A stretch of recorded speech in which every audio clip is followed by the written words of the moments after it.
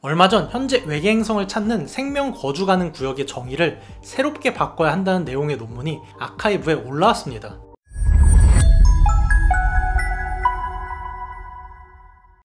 우리는 생명이 어디에서 생길지를 아직 알지 못합니다. 우리가 사는 지구는 생명을 품고 있는 행성의 단 하나의 예일 뿐이고, 다른 방식으로도 생명이 생기는 게 가능한지, 그런 생태계가 지속적으로 유지 가능한지조차 알 수가 없죠. 따라서 우리가 찾는 방향은 생명체의 에너지 대사를 가능하게 해주는 물의 존재를 찾는 것입니다.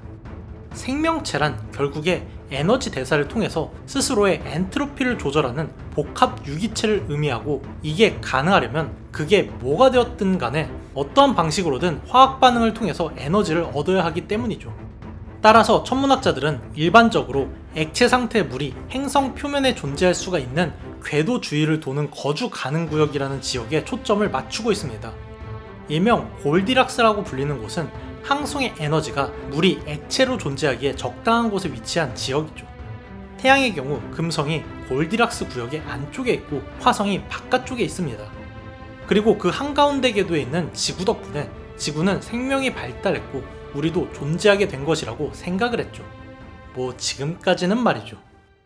얼마 전 현재 외계 행성을 찾는 생명 거주 가능 구역의 정의를 새롭게 바꿔야 한다는 내용의 논문이 아카이브에 올라왔습니다. 논문에서는 지구가 존재해서 현재 생명체가 있다기보다는 생명체 덕분에 현재 지구가 존재할 수가 있다는 내용인데요. 이게 무슨 닭이 먼저냐 달걀이 먼저냐 싶을 수도 있는 내용인데, 논문의 주장에 따르면 생명체가 없던 지구의 초창기는 결코 지상 낙원이라고 볼 수가 없었다고 합니다.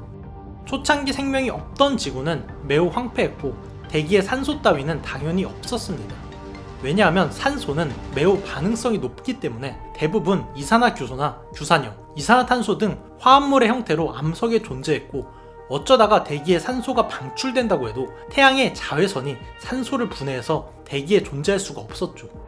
그러다가 38억 년 전쯤에 지구의 최초로 광합성이란 형태의 에너지 대사를 하는 미생물이 등장을 했는데, 이 생명체가 에너지를 얻기 위해서 하는 이 화학작용의 부산물로 생성이 된 것이 바로 산소였고, 결국 애초에 지구는 산소가 존재하는 행성이 아니라 생명체에 의해서 산소가 만들어진 행성이라는 것입니다.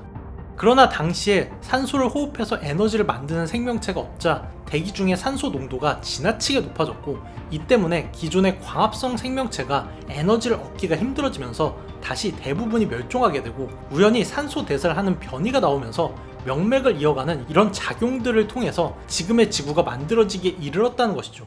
즉, 지구가 금성이나 화성보다 나은 건 위치가 좋았기보다는 생명체가 발생하는 우연 덕분에 가능했다는 것입니다. 한마디로 생명체가 살기 좋은 환경이 되는데 더 중요한 것은 항성까지의 위치보다 우연히 생명체가 발달하느냐 아니냐 그 자체라고 주장을 하는 건데요. 이러한 근거에 따라 연구팀은 기존의 거주 가능 구역의 정의를 벗어난 가이아 거주 가능 구역이라는 정의를 제시했습니다. 가이안 거주 가능 구역은 최초의 항성의 에너지, 특히 그 중에 자외선으로부터 오는 에너지를 활용해서 대사에 필요한 에너지를 얻을 수가 있는 생명체가 발생할 수가 있는 범위를 말합니다. 만약에 그게 가능하다면 위치가 조금 안 좋더라도 생명체가 대사작용으로 대기의 조건을 바꾸면서 결국에 본인들이 살기 좋은 환경이 될 가능성도 있다는 것입니다. 때문에 연구팀은 지금의 거주 가능 구역보다 더 넓은 구역에서 대기 구성을 확인하는 게 생명체 발견에 더 도움이 된다는 입장입니다. 오히려 물이 액체로 존재하느냐보다 중요한 건 물이 액체로 유지시킬 수가 있는 생명체의 존재 유무라는 것이죠. 항성의 에너지로부터 에너지 대사를 만들어낼 수가 있는 모든 화학 반응은 그게 지구처럼 이산화탄소나 탄소 화합물을 이용하든 아니면 이산화규소나 규산염 같은 상상 속의 규소 화합물을 이용하던 결국엔 대사 반응의 산물인 산소가 생성이 되기 때문에 외계 행성의 대기 성분에서 높은 농도의 산소를 발견하는 것 자체가 생명체 발견이라고 봐야 한다는 것입니다.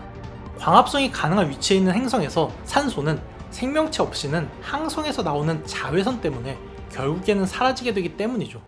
지구만 해도 지금 당장 생명체가 사라지면 불과 수백만 년에서 수천만 년 안에 대기 중에 거의 모든 산소가 태양 복사로 사라지게 됩니다. 재미있는 사실은 최근 들어서 관측 기술이 좋아지면서 외계 행성의 발견 속도도 빨라지고 운 좋게 외계 행성의 대기 성분을 알아내는 경우도 생기고 있습니다. 아직 암석형 행성에서 고농도의 산소가 검출된 적은 없지만 이 추세라면 언젠가는 발견하게 될지도 모르고 지구 생명체와 전혀 다른 방식의 화학작용으로 에너지를 얻게 되더라도 결국에 반응성이 가장 좋은 원소인 산소가 부산물로 나오게 된다는 건 간접적으로 생명체 존재 여부를 특정하기에 좋은 사실입니다. 요즘 외계 행성과 관련된 뉴스가 많이 보이는 게 우연이 아닌 것이 테스 등이 본격 가동하게 되면서 외계 행성의 발견 숫자가 기하급수적으로 증가하기 시작하고 있다는 것입니다. 20년 전만 해도 외계 행성이 1년에 한두 개 발견되던 수준이었지만 지금은 무려 5,000개가 넘는 외계 행성이 발견이 되고 있죠. 일부 과학자들은 앞으로 외계 행성의 발견이 무어의 법칙처럼 24개월마다 2배씩 기하급수적으로 늘어날 것으로 보고 있습니다. 이렇게 되면 언젠가는 외계 생명체에 대해서 과학적으로 논할 수 있는 날이 올지도 모르겠네요. 그럴 만.